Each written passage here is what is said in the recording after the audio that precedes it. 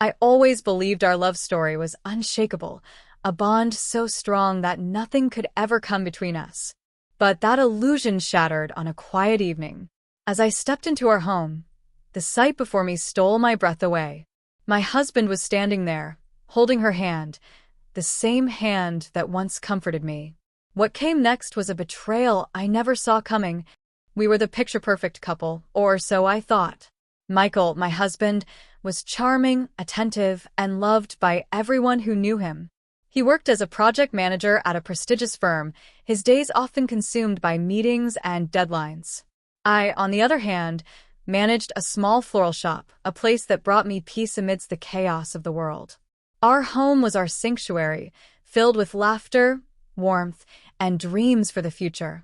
Weekend brunches on our sunlit patio, late-night movie marathons, and the comfort of shared silence on rainy evenings, they were the moments that defined us. Friends envied our relationship, often calling us the ideal couple. But behind closed doors, cracks began to form. I dismissed the subtle changes at first. Michael staying later at work, his phone buzzing with late-night notifications, the way he seemed distant even when he was physically present. Stress from work, I told myself, convincing my heart to ignore the ache of his growing absence. My best friend, Rachel, noticed my unease. "You two are the gold standard of love," she said one afternoon as we sipped coffee at my shop. Her words should have reassured me, but instead they stung. Was I overthinking? Or was there something deeper that my heart sensed, but my mind refused to accept? As weeks passed, I buried myself in work, trying to drown out the creeping doubts. I revisited old photo albums, reminiscing about the good times, searching for reassurance in memories. Each smile in those pictures felt like a ghost mocking my growing insecurities. One evening, as Michael came home later than usual, I decided to surprise him with his favorite meal. I poured my heart into that dinner, hoping to reignite the spark we once shared. But when he walked through the door, his distant expression extinguished my hope. "Thanks, babe," he muttered, barely glancing at the table before heading straight to the shower. That night, lying in bed beside him, I stared at the ceiling, wrestling with an unsettling feeling that my perfect life was slipping through my fingers. Little did I know, the truth would soon unravel, leaving me questioning everything I thought I knew about us. It started with the little things. Michael's phone, once casually left on the counter or sofa, was now always in his pocket or face down on the table. He'd excuse himself to take calls in the other room, his voice barely above a whisper. "Just work," he'd say when I asked. I wanted to believe him, desperately. But the gnawing feeling in my gut refused to settle. One Saturday morning, I noticed an unfamiliar scent lingering on his shirt as I tossed it into the laundry basket. It wasn't my perfume, nor was it one of the detergents I used. It was faint but distinct, floral and intoxicating. I brushed it off at first, convincing myself that it must have come from a colleague or an elevator ride. But the doubts were taking root. Michael's behavior became more erratic. He'd leave the house early, claiming he needed to catch up on work, yet his car would still be in the driveway when I checked. He'd text furiously late at night, his phone's screen glowing under the blanket as he pretended to sleep. "Just a group chat," he said dismissively when I questioned him. But the way he avoided eye contact told me otherwise. One evening, while tidying up the living room, I stumbled upon a receipt crumpled in his jacket pocket. It was from an upscale restaurant, a place we hadn't been to in months. The date was from 2 nights ago, a night he'd told me he was working late at the office. My chest tightened as I read the details. 2 entrees, a bottle of wine, and dessert. "It's just a work meeting," I could hear him say in my mind, rehearsing an excuse. But this time, I couldn't silence the doubts. I confided in Rachel, needing someone to help me make sense of it all. "You have to confront him," she urged, her face a mix of concern and anger. "If he's hiding something, you deserve to know." But confrontation wasn't easy. Every time I tried to bring it up, Michael would deflect with a charming smile or a distracting story. He was good at this, too good. And I hated that a part of me still wanted to believe him. The turning point came when I decided to follow him. It was a rainy Thursday afternoon, and he'd left the house claiming he had an off-site meeting. I waited 10 minutes before grabbing my keys and heading out. My heart pounded as I trailed his car, keeping a safe distance. He wasn't heading toward his office, but to a quiet part of town and neighborhood I didn't recognize. He parked outside a cozy cafe, and my breath hitched as I saw her. She was already there, seated by the window, her smile radiant as she waved him over. Michael's face lit up in a way I hadn't seen in months. They hugged briefly, the kind of hug that spoke of familiarity, of intimacy. I sat frozen in my car, watching as my worst fears played out before me. My hands trembled, my mind racing with 1,000 questions. Who was she? How long had this been going on? And why? Why wasn't I enough? When Michael leaned in, his hand brushing hers across the table, something inside me shattered. Tears blurred my vision, but I couldn't look away. I needed to see it, to feel the pain of this betrayal fully, so I could face what was coming next. The cafe encounter was just the beginning. Once I had seen Michael with her, I couldn't unsee it. The way his face lit up, the ease with which they laughed together. It was a stark contrast to the strained silence that had settled between us at home. I became hyper-aware of everything, the way he'd hum a tune I didn't recognize, the fresh cologne he started wearing, and his sudden bursts of energy after leaving work. One night, I decided to look through his phone. It wasn't something I ever imagined myself doing, but the need for answers outweighed my guilt. He was in the shower, the sound of water masking my racing heart as I unlocked his phone using the passcode I'd memorized without even realizing it. There it was. Her name was Emily. Their text messages were casual at first, jokes, pictures of sunsets, and coffee mugs, but as I scrolled further, the tone shifted. There were late-night confessions about feeling, seen, and understood. I read the words, "I've never felt this alive," and felt like I was drowning. There were photos, too, candid shots of her smiling, of their hands intertwined over a table. My stomach churned as I realized this wasn't just a passing infatuation. It was something deeper, something I couldn't compete with. I wanted to confront him then and there, but my body refused to move. Instead, I went to bed, lying motionless as the water stopped and Michael climbed in beside me, oblivious to the storm raging in my heart. I stared at the ceiling, wondering how we got here. Was it my fault? Had I become too predictable? Too distant? The questions were endless, but the answers were terrifying. The next day, I decided to test the waters. Over breakfast, I casually asked, "Do you ever feel like we've grown apart?" Michael looked up from his coffee, startled. "What do you mean?" he asked, his voice laced with confusion. Or was it guilt? I couldn't tell anymore. "I don't know," I replied, shrugging. "You've been so busy lately. I feel like I barely see you." He reached across the table, his hand brushing mine. "You know I'm just swamped with work," he said, his tone soothing. But the way he avoided my gaze told me everything I needed to know. Later that evening, as he prepared to leave for yet another meeting, I found myself standing in his path. "Where are you really going, Michaels?" The words escaped my lips before I could stop them. He froze, his expression a mix of shock and irritation. "What are you talking about?" "I know about her," I said, my voice trembling. "Emily." For a moment, the room was silent, the air between us thick with tension. Then, instead of denying it, Michael sighed. "It's not what you think," he began, but the weariness in his voice betrayed him. He was tired of lying, tired of pretending. "Then what is it?" I asked, my heart pounding. "Explain it to me." "It's complicated," he said finally, running a hand through his hair. "She's someone I can talk to, someone who understands me, and I don't." My voice cracked, tears streaming down my face. "It's not that," he replied, stepping closer. "It's just different." His words cut deeper than any outright confession could.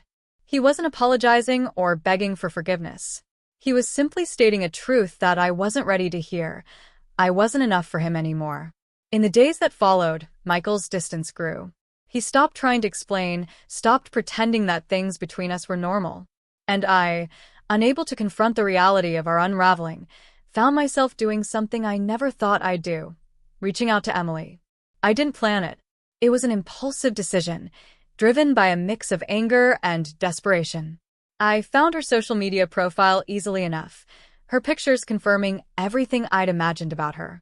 She was beautiful, confident, and carefree, the kind of person who seemed untouchable. When I sent her a message, I expected to feel empowered. Instead, I felt hollow. "I'm his wife," I wrote. "I think it's time we talked." Emily replied sooner than I expected. Her message was polite but brief. "I didn't know he was married. Let's meet." The words hit me like a freight train. Could she really not have known? Or was this another layer of deceit? Despite my reservations, I agreed to meet her at the same cafe where I had first seen them together. The next morning, I walked into the cafe, my heart pounding so loudly it drowned out the hum of chatter and clinking dishes. Emily was already there, seated by the window. She looked up as I approached, her expression unreadable. "Hi," she said, standing to greet me. I studied her face, searching for any sign of malice or guilt. Instead, I saw someone just as lost as I was. We ordered coffee and sat down, the tension between us almost tangible. "I didn't know about you," Emily began, her voice steady but soft. "He told me he was divorced." Her words left me speechless for a moment. I wanted to believe her, but doubt clawed at my mind. "How could you not have known?" I asked finally. "You've been seeing each other for months?" She shook her head, her eyes filling with tears. "I swear, he never mentioned you. He said he was living alone, starting fresh." I felt a strange mix of anger and pity. If she was telling the truth, then Michael had lied to both of us. But before I could respond, Emily leaned forward, her gaze piercing. "You need to know something," she said. "He's been talking about leaving, about starting a new life. But he's scared. He feels trapped." The word stung. Trapped? Was that how Michael saw our marriage? The life we'd built together? I left the cafe in a daze, my mind racing. As much as I hated Emily for her role in all of this, a part of me couldn't blame her. She had been deceived too, caught in the web of Michael's lies. But her revelation had shaken something loose in me. I couldn't ignore the truth any longer. That night, I confronted Michael. He was sitting on the couch, scrolling through his phone, when I walked in. "We need to talk," I said, my voice trembling but firm. He looked up, his expression wary. "What's this about?" "You know exactly what it's about," I replied, throwing Emily's words at him. "She didn't know you were married. You told her you were divorced." Michael's face paled. For a moment, he said nothing, his silence confirming everything. "I didn't want to hurt you," he said finally, his voice barely above a whisper. "Hurt me?" I snapped. "You've been lying to me for months, sneaking around, building a life with someone else. And you didn't want to hurt me?" Tears streamed down my face as I let the anger and betrayal pour out. "Why, Michael? Why wasn't I enough for you?" He ran a hand through his hair, his frustration evident. "It's not about you," he said. "I've been unhappy. For a long time. But I didn't know how to tell you." "Unhappies," I echoed, my voice breaking. "And instead of talking to me, you turned to someone else?" His silence was deafening. I felt like I was staring at a stranger, the man I had loved for years now unrecognizable. "I need you to leave," I said finally, the words heavy with finality. Michael looked at me, stunned. "What? You don't mean that?" "I do," I said, standing my ground. "I can't keep living like this, wondering, doubting, hurting. You've already made your choice." He tried to argue, to apologize, but it was too late. The damage was done. That night, he packed a bag and left. The silence that followed was deafening, but it was also a relief. For the first time in months, I could breathe. In the weeks that followed, I began to rebuild. It wasn't easy. Every corner of our home was a reminder of what I'd lost. But with the help of friends and family, I started to find my footing. I redecorated, removing traces of Michael and creating a space that felt like mine. I threw myself into my work, finding solace in the routine and the beauty of my floral shop. One day, as I was arranging a bouquet for a client, my phone buzzed. It was a message from Emily. "I just wanted to say I'm sorry," she wrote, "for everything." I stared at the screen for a long time before replying. Me too. It wasn't forgiveness, not entirely, but it was a step toward letting go. Months later, I saw Michael at the grocery store. He looked older, tired, as if the weight of his choices had finally caught up to him. We exchanged polite greetings, nothing more. As I walked away, I felt a strange sense of closure. The pain hadn't disappeared, but it no longer consumed me. In the end, the betrayal taught me something invaluable, that I deserved better. Better than lies, better than half-hearted love. And as I stood in my shop, surrounded by the vibrant colors and delicate scents of fresh blooms, I realized I was finally at peace. After Michael left, the reality of his absence hit me like a tidal wave. At first, the silence was unbearable, a constant reminder of the life we had shared and the love I thought we had. The house felt emptier, colder, and every corner seemed to echo with memories of him. But as the days turned into weeks, I began to find solace in the quiet. It was no longer a space filled with doubt and lies, but one where I could finally begin to heal. Friends and family rallied around me, offering support and words of encouragement. Rachel, my best friend, became my lifeline, showing up with coffee and pastries when the loneliness threatened to overwhelm me. "You'll get through this," she would say, her voice steady and certain. And though I didn't believe her at first, her unwavering support planted a seed of hope within me. Work became my escape. At the floral shop, I found comfort in the simplicity of arranging bouquets, the vibrant colors and delicate scents serving as a balm for my wounded heart. Customers would come in, chatting about their lives and celebrations, reminding me that joy still existed in the world, even if it felt out of reach for me. But healing wasn't linear. There were days when the grief was suffocating, when I couldn't stop replaying Michael's betrayal in my mind. I'd lie awake at night, questioning everything. Had I missed the signs? Was I to blame for his unhappiness? The self-doubt was relentless, but with time, I learned to quiet those thoughts. I reminded myself that his choices were his own, and no amount of self-reflection would change what had happened. One evening, as I sorted through old photos, I stumbled upon our wedding album. The images were a stark contrast to my current reality: smiling faces, hopeful eyes, promises of forever. Tears blurred my vision as I closed the album and tucked it away in a box, deciding it was time to let go of the past. The final turning point came when I ran into Emily again, this time by chance. She was at a local bookstore, flipping through a novel, when our eyes met. For a moment, we both froze, unsure of how to react. But then she approached me, her expression tentative. "I never wanted to hurt you," she said softly, her voice laced with regret. "If I had known." "I know," I replied, surprising even myself with the calm in my voice. There was no anger left, no desire to rehash the pain. We were both lied to. We talked briefly, sharing our experiences and the ways we were moving forward. By the end of the conversation, I felt lighter, as if a weight I hadn't realized I was carrying had been lifted. She wasn't my enemy, Michael's deceit was. In the months that followed, I focused on rebuilding my life. I redecorated the house, transforming it into a space that reflected my new beginning. Bright colors, cozy furniture, and little touches of whimsy replaced the neutral tones and rigid symmetry that Michael had preferred. It felt like mine, like home. I also began therapy, a step I had resisted at first but soon realized was essential. Through those sessions, I confronted not just the pain of Michael's betrayal, but also the insecurities and fears I had carried long before our marriage. I learned to set boundaries, to prioritize my own needs, and to recognize my worth. Eventually, I started to feel whole again.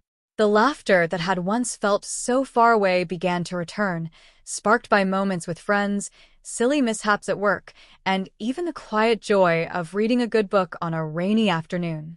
Life wasn't perfect, but it was mine. One day, as I walked through the park near my shop, I noticed a father playing with his two children. Their laughter was infectious, And for a moment, I found myself smiling. The man glanced my way, offering a friendly nod, and I realized something. I wasn't afraid of the future anymore. The idea of love didn't seem so daunting. I wasn't ready yet, but someday I would be. Michael reached out once, months after he had left. His message was short and apologetic, expressing regret for the pain he had caused and wishing me happiness. I didn't reply. There was nothing left to say. My closure didn't come from him. It came from within. The fallout of his betrayal was devastating, but it also became the foundation for something new, a stronger, wiser version of myself. I learned that betrayal doesn't define you, how you rise from it does. And as I stood in my shop that evening, surrounded by the beauty of fresh blooms and the promise of new beginnings, I knew I was ready to embrace whatever came next. Time has a way of softening the edges of pain, of turning sharp memories into gentle reminders of lessons learned. In the months after Michael left, I discovered a strength within myself that I never knew existed. The betrayal that once defined my days became a catalyst for growth, a painful but necessary step toward a better version of me. I learned to let go, not just of Michael, but of the anger and resentment that had threatened to consume me. It wasn't easy. Forgiveness, I realized, wasn't about excusing his actions. It was about freeing myself from the burden of carrying his mistakes. Slowly, I began to see his betrayal as less of a reflection of my worth and more of a consequence of his own flaws and insecurities. Through therapy and introspection, I came to understand the importance of self-love. I had spent so much of my marriage prioritizing Michael's happiness, often at the expense of my own. Losing him forced me to reevaluate what I truly wanted from life and from love. It taught me that compromise should never mean losing yourself. The experience also reshaped my understanding of trust. I used to believe it was something given freely, an unspoken agreement between two people. Now I see it as something that must be nurtured, earned, and maintained. Trust, I realized, isn't just about honesty, it's about consistency, respect, and vulnerability. I found joy in the little things again. Early morning walks in the park, the comforting routine of my floral shop, the laughter of friends over a shared bottle of wine. These moments became the foundation of my new life. They reminded me that happiness isn't found in grand gestures or perfect relationships. It's in the quiet, authentic moments that make up our days. As for Michael, I rarely think of him now. When I do, it's with a mix of sadness and gratitude. He was a chapter in my life, one that ended painfully, but also one that led me to where I am today. Without that chapter, I might never have discovered my resilience, my worth, or the depth of my capacity to heal. Looking back, I've come to realize that betrayal, as devastating as it is, doesn't have to define you. It can break you or it can build you. It's a choice. And I chose to rebuild. If there's one lesson I'd share with anyone going through something similar, it's this: don't let someone else's actions diminish your sense of self. You are more than their mistakes, more than the pain they caused. Take the time to grieve, to heal, and then to grow. Because on the other side of heartbreak is a version of you that's stronger, wiser, and ready to embrace the life you deserve. If you've ever experienced betrayal, how did you rebuild and move forward? Share your story in the comments below. I'd love to hear from you. Don't forget to like, subscribe, and hit the notification bell to join me for more stories of heartbreak, resilience, and personal growth. And stay tuned for our next episode. You won't believe the twists and turns in this shocking tale of love and lies.